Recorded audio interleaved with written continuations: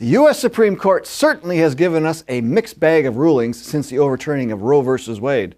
Some are winners and track according to the federal Constitution, while others seem to make little sense, especially in the tradition of limited government the Founding Fathers prescribed. And last week's overturning of the Chevron case has the potential to have far-reaching and long-lasting detrimental effects to big government and its administrative state. We'll unpack that in today's analysis behind the news, perspective and solutions you won't get anywhere else. If you're concerned about American independence and freedom, then please watch and take the recommended actions. Also, be sure to like, subscribe, and share so we can break through big tech censorship and reach many others. In its 114-page ruling, the justices decided for Loper Bright Enterprises, a group of herring fishermen who are following a federal mandate of forcing monitors onto fishing boats to watch them as they fish to make sure they were adhering to ethical fishing practices, and then those monitors reporting back to the federal government. The fishermen explained that when the government program ran out of money and stopped paying these monitors a fee of about $700 per day, the federal agency decided that, hey, the fishermen should just pay for it. Well, the fishermen disagreed and took it all the way to the U.S. Supreme Court.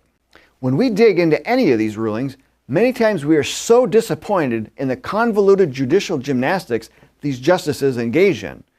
Most of their arguments are based on prior rulings instead of basing their decisions solely on the Constitution. The Constitution provides that all federal legislative powers are granted to Congress and that they alone have a limited or enumerated list of powers to legislate upon.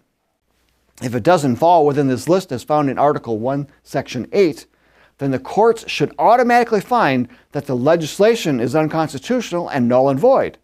However, the court did not do that, but rather overturned its previous decision in Chevron versus the Natural Resources Defense Council.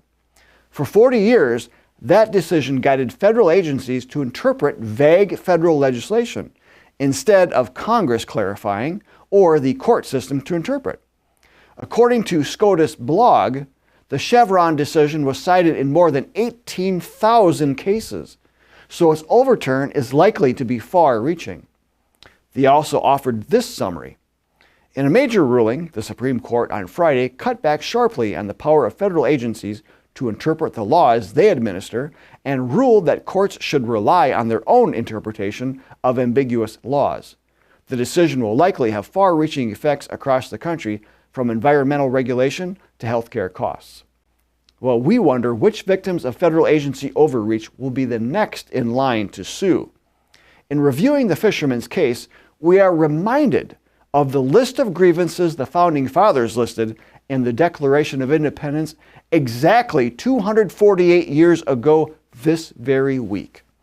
The Declaration listed, "He has erected a multitude of new offices and sent hither swarms of officers to harass our people and eat out their substance."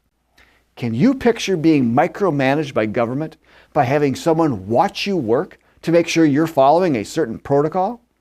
Making the fishermen pay for these swarms of officers that ate out their substance was the last straw. As one of the fishermen explained, there are times these monitors would make more per day than the owner and the crew. This is why the Founding Fathers created a limited government. In Federalist number 45, James Madison wrote, "The powers delegated by the proposed Constitution to the federal government are few and defined. Those which are to remain in the state governments are numerous and indefinite. The former, the federal powers, will be exercised principally on external objects as war, peace, negotiation, and foreign commerce, with which last the power of taxation will, for the most part, be connected.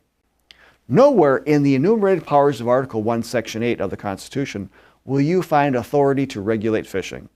As such, this is a power kept by the states, the people." The Chevron decision also skewed the horizontal checks and balances the founders set up between the three branches of federal government. It gave no incentive for Congress to pass specific legislation and allowed federal agencies to make up their own specifics where none were available from Congress. This constantly expanded the rule of the federal government as this administrative state continued to grow larger and larger by relying on itself to be judge, jury, and executioner of the law's intent.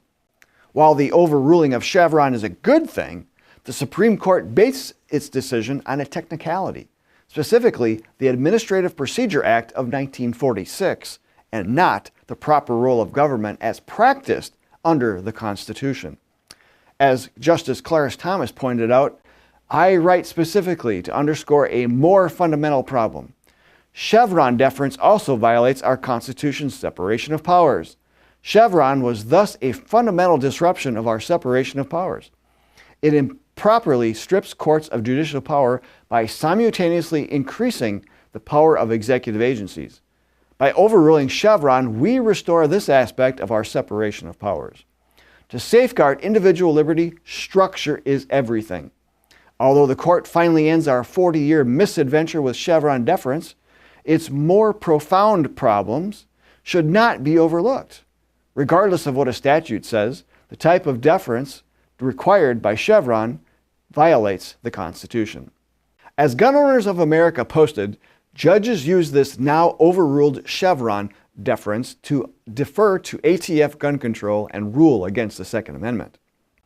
With the blatant overreach of many federal agencies, most of which are unconstitutional, including ATF, EPA, and BLM, this curtailment is long overdue and must be followed up by states that will push back against unconstitutional usurpations of power. The John Birch Society has advocated and worked toward less government, more responsibility, and with God's help, a better world since 1958.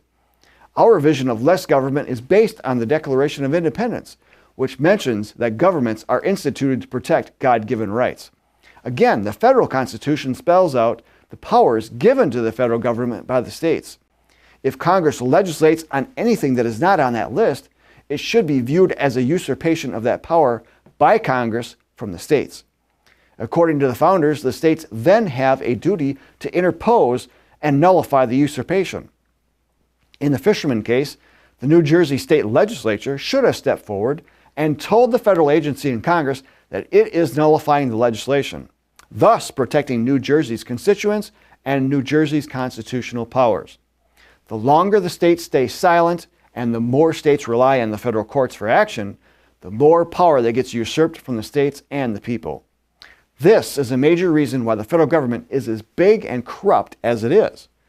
Members of the John Birch Society have helped to educate millions of Americans over the last 65 years of the proper role of government, including the very powerful, direct, and constitutional tool of interposing to nullify unconstitutional legislation.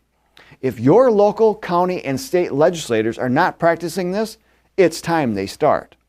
The Founding Fathers expected an educated and engaged electorate. Let's hold accountable those that represent us by helping them see their constitutional duty. Learn more by downloading, reading, and distributing the Founders' brilliant Solution to Big Government, Article 6. Links are in the description. And if you really want to make a large impact, join the John Birch Society today to work with others in your local community. Many others are doing so right now throughout the rest of the country. Join a local chapter and get your community, your state, and your country turned around.